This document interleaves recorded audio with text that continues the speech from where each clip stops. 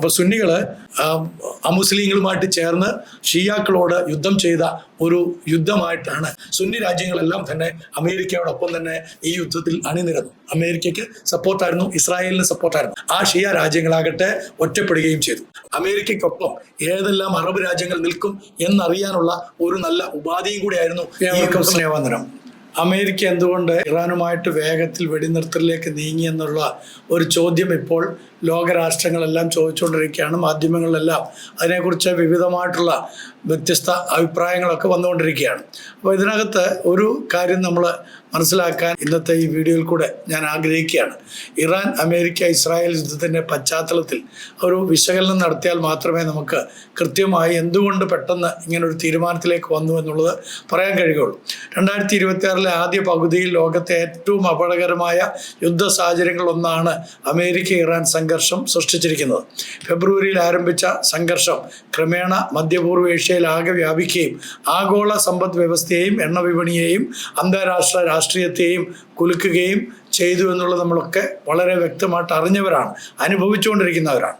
എന്നാൽ യുദ്ധം തുടരുന്നതിന് പകരം അമേരിക്ക പെട്ടെന്ന് വെടിനിർത്തൽ ചർച്ചകളിലേക്ക് നീങ്ങിയത് എന്തുകൊണ്ടാണ് എന്ന ചോദ്യവും ഇപ്പോൾ ഉയരുന്നുണ്ട്. അതിലൂടെ അമേരിക്കയ്ക്കും ഇറാനുമുള്ള നേട്ടങ്ങൾ എന്തൊക്കെയാണ്? ചരിത്രം ഈ യുദ്ധത്തെ എങ്ങനെ വിലയിരുത്തും? യുദ്ധത്തിൻ്റെ നിർണായക വഴിത്തിരിവ് 2026 യുദ്ധത്തിൽ ഏറ്റവും വലിയ പ്രശ്നമായത് സൈനിക നഷ്ടങ്ങളല്ല, മറിച്ച് ലോക ഊർജ വിപണിയുടെ ഹൃദയഭാഗമായ ഹോർമൂസ് കടലിടുക്ക് അല്ലെങ്കിൽ സ്ട്രെയിറ്റ് ഓഫ് ഹോർമൂസ് അടച്ചുപൂട്ടപ്പെട്ടതാണ്. ലോകത്തിലെ ഏകദേശം 20% എണ്ണയും പ്രകൃതിവാതകവും കടന്നു പോകുന്ന ഈ ജലപാത തടസ്സപ്പെട്ടതോടെ ആഗോള വിപണികൾ കംപ്ലീറ്റ് ആയിട്ട് സ്തംഭിക്കുവാനായിട്ട് പലയിടങ്ങളിലും വിറയ്ക്കാനായിട്ടൊക്കെ ഇടയായിത്തീർന്നു. എണ്ണവില കുതിച്ചുയർന്നു, വിതരണ ശൃംഖലകൾ തകരാറിലായി, ലോക സാമ്പത്തിക വളർച്ചയെക്കുറിച്ചുള്ള ആശങ്കകൾ വളരെ അധികമായിട്ട് വർദ്ധിക്കുകയും ചെയ്തു. അമേരിക്കൻ ഭരണകൂടത്തിന് വ്യക്തമായി ഈ കാര്യങ്ങളെക്കുറിച്ച് മനസ്സിലാക്കാൻ ഇടയായിത്തീർന്നിട്ടുണ്ട്. യുദ്ധം നീണ്ടുപോയാൽ സൈനിക വിജയം നേടിയാലും സാമ്പത്തികമായിട്ട് വലിയ വില കൊടുക്കേണ്ടി വരും എന്നുള്ളത് എല്ലാ രാജ്യങ്ങൾക്കും മനസ്സിലായി വന്നു. അമേരിക്ക എന്തുകൊണ്ട് വെടിനിർത്തലിന് താല്പര്യം കാണിച്ചു എന്നുള്ള ചർച്ചകളൊക്കെ ഇപ്പം നമ്മുടെ കേരളത്തിലും വളരെ ശക്തമായി നടന്നുകൊണ്ടിരിക്കുകയാണ്. അതിനകത്ത് ചില ആളുകൾ പറയുന്നത് അമേരിക്ക കൂപ്പുകുത്തി, ഇറാന് അടിയറവ് പറഞ്ഞു, ഇറാൻ ഇപ്പോഴും ജയാളികളായിട്ട് നിൽക്കുന്നതെന്നാണ്. എന്നാൽ വാസ്തവം അങ്ങനെയല്ല. ഇറാൻ പല പ്രാവശ്യമായിട്ട് ഇപ്പോൾ അമേരിക്കൻ പ്രസിഡന്റിനെ വിളിച്ചിട്ട് ഈ വെടിനിർത്തൽ ഉണ്ടാകണം, യുദ്ധം നിർത്തലാക്കണം എന്ന് അഭ്യർത്ഥിക്കുകയുണ്ടായി. അതിനെക്കുറിച്ചുള്ള കൃത്യമായ വിവരങ്ങളൊക്കെ പുറത്തേക്ക് വന്നുകൊണ്ടിരിക്കുകയാണ്. ഒന്നാമതായിട്ട് ആഗോള എണ്ണ വിപണിയെ രക്ഷിക്കേണ്ടത് ഉണ്ടായിരുന്നു എന്നുള്ളത് നമുക്കറിയാം. ഹോർമൂസ് കടലിടുക്ക് അടഞ്ഞതോടെ ലോക വിപണിയിൽ എണ്ണയുടെ ലഭ്യത കുറഞ്ഞു. ഇത് അമേരിക്കയും യൂറോപ്പിനെയും ഏഷ്യയെയും ഒരുപോലെ ബാധിച്ചു. ഊർജ്ജവില വർദ്ധിപ്പിക്കുന്നത് പണപ്പെരുപ്പം കൂട്ടുകയും രാഷ്ട്രീയ സമ്മർദ്ദം സൃഷ്ടിക്കുകയും ചെയ്യുമെന്നുള്ളത് എല്ലാവർക്കും നന്നായിട്ട് അറിയാം. അതിനാൽ കടലിടുക്ക് വീണ്ടും തുറക്കുക എന്നത് അമേരിക്കയുടെ പ്രധാന ലക്ഷ്യമായിട്ട് മാറുകയുണ്ടായി. രണ്ടാമതായിട്ട് യുദ്ധം പ്രാദേശികത വിട്ട് ആഗോള യുദ്ധമാകാനുള്ള സാധ്യത തള്ളിക്കളയാൻ കഴിയുകയില്ല. ഇറാന്റെ സഖ്യകക്ഷികളായ ഹിസ്ബുള്ള, അതേപോലെ ഹൂത്തികൾ തുടങ്ങിയ ശക്തികൾ ഇതിനകം തന്നെ വിവിധ മേഖലകളിൽ സജീവമായിരുന്നു. അത് ഇറാൻ ഒരു പ്രോക്സി വാർ ഇവരിൽ കൂടെ നടത്തിക്കൊണ്ടിരിക്കുകയായിരുന്നു എന്നുള്ളതൊക്കെ എല്ലാ ലോകരാജ്യങ്ങൾക്കും നന്നായിട്ട് അറിയാം. യുദ്ധം വ്യാപിച്ചാൽ സൗദി അറേബ്യ, UAE, അതേപോലെ ലെബനാൻ, ഇറാഖ് തുടങ്ങിയ രാജ്യങ്ങളും നേരിട്ട് ബാധിക്കപ്പെടുമെന്ന ആശങ്ക അമേരിക്കയ്ക്ക് ആരംഭം മുതൽ തന്നെ ഉണ്ടായിരുന്നു. മൂന്നാമതായിട്ട് സാമ്പത്തിക വിപണികളെ ശാന്തമാക്കുക എന്നുള്ളത് ഈ വെടിനിർത്തൽ പ്രഖ്യാപനത്തിന് വളരെയധികം ഒരു കാരണമായി തീർന്നുണ്ട്. നമുക്കറിയാവുന്ന പോലെ എണ്ണ വില ഗണ്യമായി താഴുകയും ഓഹരി വിപണികൾ അനുകൂലമായി പ്രതികരിക്കുകയും ഈ ഒരു ദിവസം കൊണ്ട് തന്നെ ഇടയാക്കി തീർത്തിരിക്കുന്നു എന്നുള്ളത് ചാരിതാർത്ഥ്യമുള്ള കാര്യമാണ്. അമേരിക്കൻ സമ്പദ് വ്യവസ്ഥയ്ക്ക് ഇത് വളരെ പ്രധാനപ്പെട്ട ഒരു കാര്യം തന്നെയാണ്. നാലാമതായിട്ട് പരിമിത വിജയം മതിയെന്ന വിലയിരുത്തൽ, ഒരു താൽക്കാലികമായിട്ടുള്ള വിജയം ഉണ്ടായിട്ടുണ്ട്. അമേരിക്കയ്ക്ക് ഒരു മേൽക്കൈ ഇറാൻ്റെ മേൽ ഉണ്ടായിട്ടുണ്ട്, അത് മതി എന്നുള്ള ഒരു വിലയിരുത്തൽ ഇപ്പോൾ അമേരിക്കയുടെ കാഴ്ചപ്പാടിൽ വന്നിട്ടുണ്ട്. അമേരിക്കയുടെ കാഴ്ചപ്പാടനുസരിച്ച് ഇറാനെ പൂർണ്ണമായും തോൽപ്പിക്കുകയോ ഭരണകൂടം മാറ്റുകയോ ചെയ്യുക പ്രായോഗികമല്ല എന്നും ചില ആളുകളൊക്കെ വിലയിരുത്തുന്നുണ്ട്. എന്നാൽ അതിനേക്കാളും നിയന്ത്രിതമായ ഒരു കരാറിലൂടെ സംഘർഷം അവസാനിപ്പിക്കുക എന്നത് കൂടുതൽ പ്രയോജനകരമാണെന്ന് ട്രംപിന് മനസ്സിലായിട്ടുണ്ട് എന്നും ചില ആളുകൾ പറയുന്നു. അപ്പോൾ ഇറാന് ലഭിക്കുന്ന നേട്ടങ്ങൾ എന്തൊക്കെയാണ്? ഇതുകൊണ്ട് ഒന്നാമതായിട്ട് ഉപരോധങ്ങളിൽ ഒരു ഇളവ് ലഭിക്കുന്നു എന്നുള്ളത് ഇറാന് മികച്ച നേട്ടം തന്നെയാണ്. വെടിനിർത്തൽ ചർച്ചകളിൽ ഇറാന്റെ പ്രധാന ആവശ്യങ്ങളൊന്ന് സാമ്പത്തിക ഉപരോധങ്ങളിൽ ഇളവ് ലഭിക്കുക എന്നുള്ളതാണ്. അതേപോലെ തന്നെ എണ്ണ കയറ്റുമതി വർദ്ധിപ്പിക്കാനും വിദേശ നിക്ഷേപം ആകർഷിക്കാനും ഇത് സഹായിക്കുമെന്ന് അവർക്ക് നന്നായിട്ട് അറിയാം. രണ്ടാമതായിട്ട് യുദ്ധവിരാമത്തിലൂടെ പുനഃസംഘടന, ദീർഘകാലം യുദ്ധം ഇറാന്റെ സമ്പദ് വ്യവസ്ഥകളെയും അടിസ്ഥാന സൗകര്യങ്ങളെയും വളരെയധികം ബാധിച്ചിട്ടുണ്ട്. എന്നാൽ അവയെല്ലാം തന്നെ പുനർനിർമ്മിക്കാൻ തക്കവണ്ണം ഇടയായിത്തീരുമെന്നുള്ള ബോധ്യം അവർക്കുണ്ടായിട്ടുണ്ട്. വെടിനിർത്തൽ പുനർനിർമ്മാണത്തിനും ആഭ്യന്തര സ്ഥിരതയ്ക്കും അവസരം നൽകുമെന്നും അവർ മനസ്സിലാക്കുന്നുവെന്ന് ദ ഗാർഡിയൻ റിപ്പോർട്ട് ചെയ്യുകയാണ്. മൂന്നാമതായിട്ട് അന്താരാഷ്ട്ര അംഗീകാരം.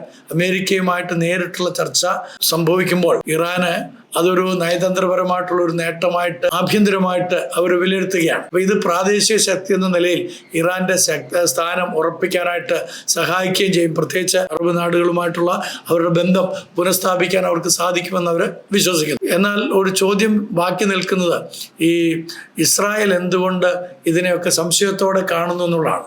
ഇസ്രായേലിന്റെ പ്രധാന ആശങ്ക ഈ കരാർ ഇറാന്റെ ആണവ പദ്ധതിയെയോ മിസൈൽ പദ്ധതിയോ പൂർണ്ണമായി അവസാനിപ്പിക്കുന്നില്ല എന്നുള്ളതാണ്. അപ്പോൾ ഇസ്രായേലിനെ പല ആളുകളും കുറ്റപ്പെടുത്തുകയും അവർ ചെയ്ത് തെറ്റാണ്, അവർ മാറി നിൽക്കുന്നു, അവർക്ക് വേണ്ടിയിട്ടാണ് ഇത് വെടി നിർത്താതെ ഇരിക്കുന്നതെന്നൊക്കെ പറയുമ്പോൾ ഓർക്കേണ്ടുന്ന ഒരു കാര്യം, അവിടെ രാജ്യത്തിന്റെ സുരക്ഷത നിലനിർത്തുക എന്നുള്ളത് അവരുടെ ഉത്തരവാദിത്വമാണ്. അപ്പോൾ വെടിനിർത്തൽ ഇറാന് സമയം നൽകുമെന്നും പിന്നീട് കൂടുതൽ ശക്തമായി തിരിച്ചു വരാൻ സാധ്യതയുണ്ടെന്നും ഇസ്രായേലിലെ ചില നേതാക്കന്മാരെങ്കിലും കരുതുന്നുണ്ട്. അപ്പോൾ ചരിത്രം ഈ യുദ്ധത്തെ എങ്ങനെ വിലയിരുത്തുമെന്ന് നമ്മൾ പരിശോധിച്ചാൽ ഭാവിയിലെ ചരിത്രകാരന്മാർ ഈ യുദ്ധത്തെ പല രീതിയിൽ വിലയിരുത്താൻ സാധ്യതയുണ്ട്. ഒന്നാമതായിട്ട് എണ്ണയും സമ്പദ് വ്യവസ്ഥയും യുദ്ധത്തെ അവസാനിപ്പിച്ച യുദ്ധം സൈനിക വിജയമോ പരാജയമോ അല്ല, മറിച്ച് ആഗോള സാമ്പത്തിക സമ്മർദ്ദങ്ങളാണ് യുദ്ധം അവസാനിപ്പിച്ചതെന്ന് ചരിത്രം രേഖപ്പെടുത്താൻ സാധ്യതയുണ്ടെന്നാണ് പലരുടെയും നിഗമനം. അതേപോലെ തന്നെ ഹോർമസ് യുദ്ധം, ഹോർമസ് കടലിടുക്കിൻ്റെ നിയന്ത്രണം യുദ്ധത്തിലെ പ്രധാന ആയുധമായിട്ട് മാറിയതിനാൽ ചില ചരിത്രകാരന്മാർ ഇതിനെ ഹോർമസ് യുദ്ധം എന്ന പേരിൽ പോലും വിശേഷിപ്പിച്ചേക്കാം. അപൂർണ സമാധാനം എന്ന് വേറെ ചിലർ ഇതിനെക്കുറിച്ച് പറയും.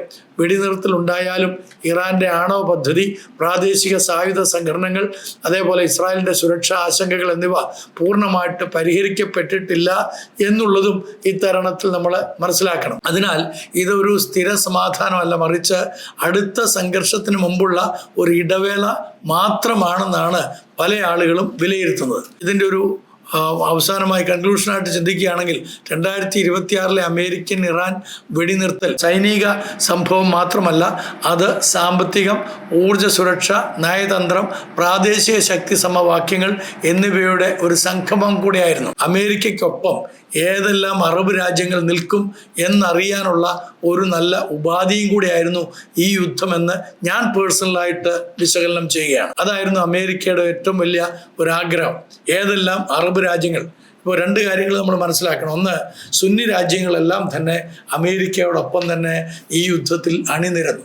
അമേരിക്കയ്ക്ക് സപ്പോർട്ടായിരുന്നു, ഇസ്രായേലിന് സപ്പോർട്ടായിരുന്നു സുന്നി രാജ്യങ്ങൾ. പിന്നെ അവശേഷിച്ചത് ഷിയ രാജ്യമായിരുന്നു. ആ ഷിയ രാജാക്കന്മാർ അല്ലെങ്കിൽ രാജ്യങ്ങൾ, ആ ഷിയ രാജ്യങ്ങളാകട്ടെ ഒറ്റപ്പെടുകയും ചെയ്തു. അപ്പോൾ സുന്നികള് അമുസ്ലിങ്ങളുമായിട്ട് ചേർന്ന് ഷിയാക്കളോട് യുദ്ധം ചെയ്ത ഒരു യുദ്ധമായിട്ടാണ് ഞാനിതിനെ മൊത്തത്തിൽ വിലയിരുത്തുന്നത്. നിങ്ങളെങ്ങനെ അതിനെ വീക്ഷിക്കുമെന്ന് എനിക്ക് അറിഞ്ഞുകൂടാ. അപ്പോൾ അമേരിക്കയ്ക്ക് എണ്ണ വിപണിയെ സ്ഥിരപ്പെടുത്താനും വിപുലമായ യുദ്ധം ഒഴിവാക്കാനും കഴിഞ്ഞു എന്നൊക്കെ പറഞ്ഞാലും ഇതിനെ മതാടിസ്ഥാനത്തിലാണ് പല ആളുകളും വീക്ഷിക്കുന്നത്. ഞാൻ അതിനെ ആ രീതിയിൽ തന്നെ വിശകലനം ചെയ്യുകയാണ്. അപ്പോൾ ഇറാന് സാമ്പത്തിക ആശ്വാസവും നയതന്ത്രപരമായ ഇടവും ലഭിച്ചിട്ടുണ്ടെന്നുള്ള യാഥാർത്ഥ്യമാണ്. എന്നാൽ ഇസ്രായേലിൻ്റെ ആശങ്കകൾ തുടരുന്നതിൻ്റെ കാരണം ഈ ഇറാനെ വിശ്വസിക്കാൻ കഴിയുകയില്ല. ഇറാൻ പ്രോക്സി വാർ വീണ്ടും തുടരും എന്നുള്ളതുകൊണ്ടാണ് അവർ ലെബനോനിൽ നിന്ന് പിന്മാറുകയില്ലെന്ന് പറയുന്നത്. മനസ്സിലായില്ലേ? അപ്പോൾ മധ്യപൂർവ്വ ഏഷ്യയിലെ അടുത്ത അധ്യായത്തിൻ്റെ ഒരു തുടക്കം എന്ന് നമുക്കിതിനെ വിശേഷിപ്പിച്ചുകൊണ്ട് തൽക്കാലം നിർത്താം. നന്ദി, നമസ്കാരം.